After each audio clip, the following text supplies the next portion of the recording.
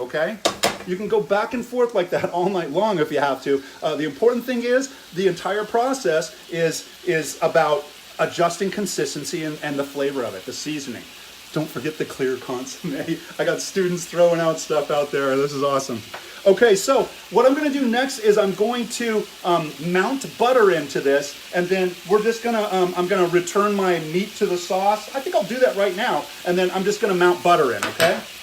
So here we go. I'm just gonna blend flavors here. We don't always do this, but for this particular dish, like a scallopini, I like to return it to the sauce.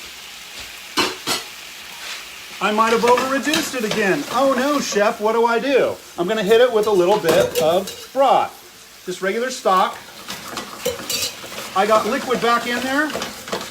I'm gonna bring it back up to a boil, and once I do, I'm gonna start mounting butter into this.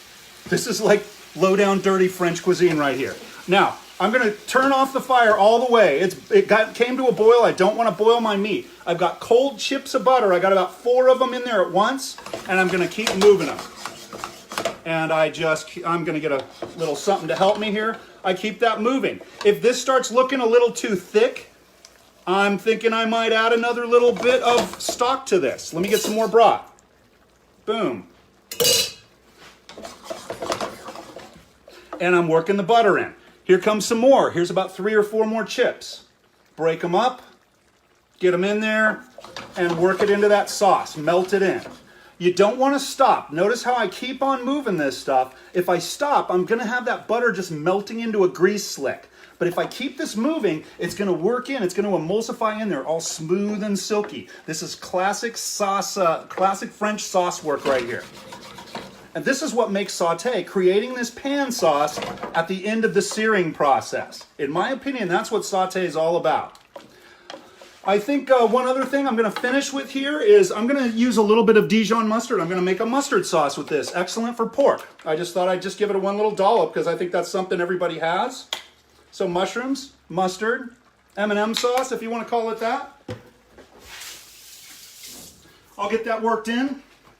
Notice I didn't boil those scallopinis, guys. I just brought them up to temperature and kind of blended them into that sauce.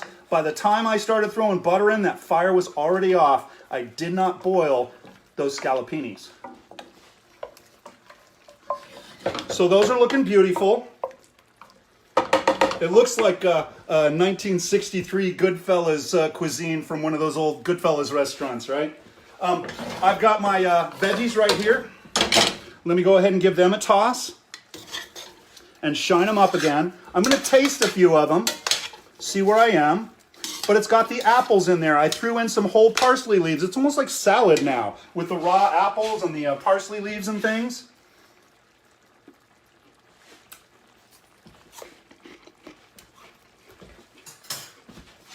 Ladies and gentlemen, that's a bomb. Super simple. I barely put anything in there. I think what I will do is just plate one of these fellas just so you can see it, and then maybe I'll bite into it and act like I'll pantomime how good it is. Okay. So for this plate, I'm just going to put my vegetable slightly off center, away from the rim. I want to show off as many color breaks as possible. I'm not seeing apple there. So I'm going to get some of that apple peel and make sure that that's showing to the guest. Right there, boom. All of my colors are represented. I've got color breaks all the way across. I pick out my 2 most beautiful looking pieces, but let me pretend that I have one that's not so pretty. See, I've got kind of a funky little edge. Hopefully you can see this a little better. You've got this funky little edge cut on that one. I just pick a prettier one and put that on top. And then, I'm really not doing anything fancy here. Let me get a big spoon for this.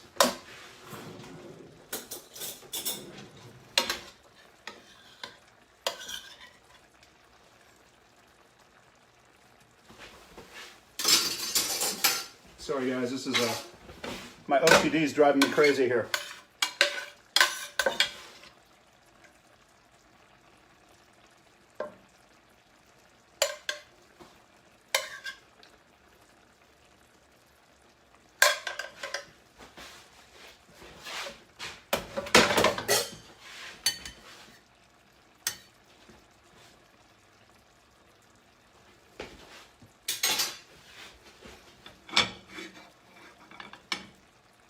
And hey, I don't think the pilaf is there, guys, but there is my finished plate. It's looking most delightful, okay, if you will.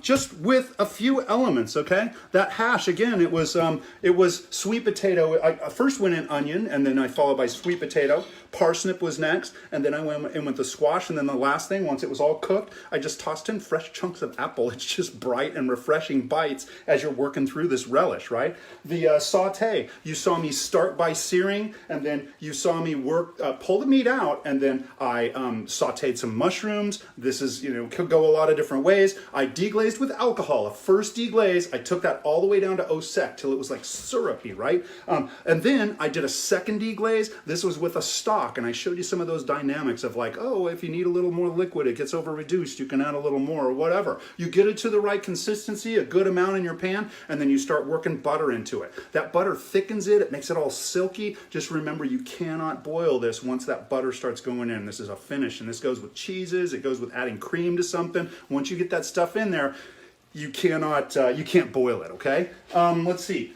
Finally, once I finished that sauce, I just hit it with a little mustard. You don't even have to do that. All of this came about just because the whole reason I did this was because I had that brown liquid, that cooking liquid for my short ribs, and I'm like, hey, I can do a saute class out of this thing. That is why we're seeing this today, right? Let's see. Finally, we went over pilaf today, okay? Pilaf is one of those 5 cooking methods for grains. This pilaf, I can use different grains. It doesn't have to be rice. Many grains will work for a pilaf. I basically start by sweating out ingredients and adding spices and building whatever flavor profile I want, because pilaf is about a flavored rice, basically, or grain. Once I build that flavor profile, cook the moisture out, I add rice in, I toast that rice and get it nice and golden brown, and then once that rice is golden brown, I add my liquid into it. Usually it's a measured amount, depending on which grain you're using. That's a whole other conversation. I add my seasoning to it, I bring it up to a boil, take it down to a simmer, and I let it steam until it's completely done. Right now, it's still not cooked all the way through. It's still a little bit chewy, and that's when I know a grain is not cooked. If it's sticking to my teeth, it's not done. That's like the worst feeling. So right now, I'm cooking out the rest of the moisture. I left the lid off, and I'm giving it a little try. It's still sticking to my teeth, right? And so,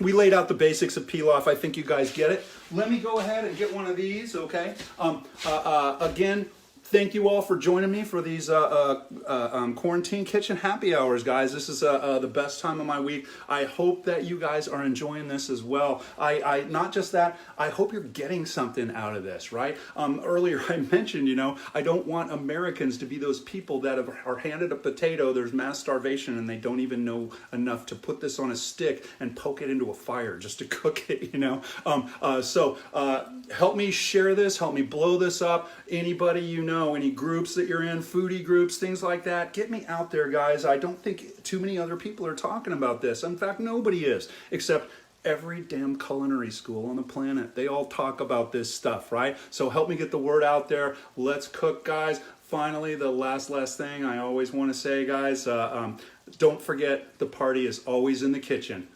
Ladies and gentlemen, class is dismissed. Boom.